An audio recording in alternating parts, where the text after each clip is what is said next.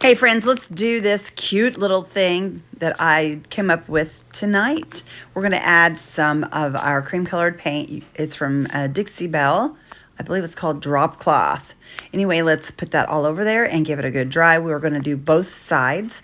Now we're going to find a brush that's got short bristles on it. We're going to add just a little bit of brown to that color and we're going to stripe this. And then we're going to go back and forth and make a checkerboard pattern. And I'm just going to make sure my edges all have that around it as well. We're going to give it a good dry, and then we're going to just start putting lines on here. We're going to make like a grapevine looking type little thing here at the top. And I have a line brush that I'm using for that. We're going to give that a good dry. And then I've got a round brush, and we're going in and we're painting some small little white flowers. I'm just going to add them all over the place. I'm looking so forward to spring, you guys, so it's time for flowers and pretty stuff. Now that Christmas is here and I'm done with my Christmas decorating, we're going to start doing some spring things. Just really love the flowers. We're just going to add those, add the brown in the center, brown and yellow in the center. Now we're going to go in with a little brush. We're going to add some leaves. I'm going to take this heart as soon as I get this the way I want it, and we're going to put this heart at the top. Y'all, this is so cute. I love the way this turned out. I painted the heart brown. We're giving it a good dry. Then we're going to add it to the board. Look how precious that is, you guys.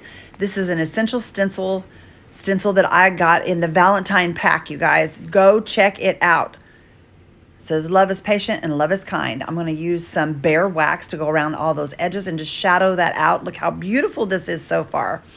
And I'm going to go over with a line brush over all of my bridges on the stencil, because you don't want those gaps. You want to make it look like it's been written in there. So we're just going to go over each one of those really quickly.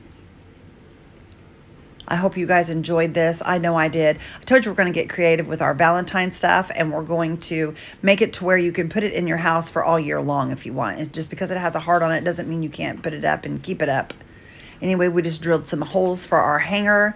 We're going to add a little wire hanger to this. I was trying to make a heart at the top, but it didn't work out for me, so you'll see me mess with it for a second. We're going to wind some little curls around there so that it stays in the hole, and we're going to do it on both sides.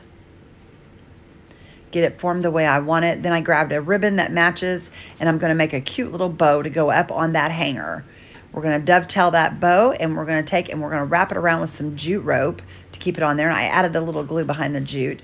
Look how precious this is so far, you guys. I love it. I thought I wanted to put some bling on there, but I decided I didn't, and I decided on a button. Look how precious this is. I hope you guys enjoyed this.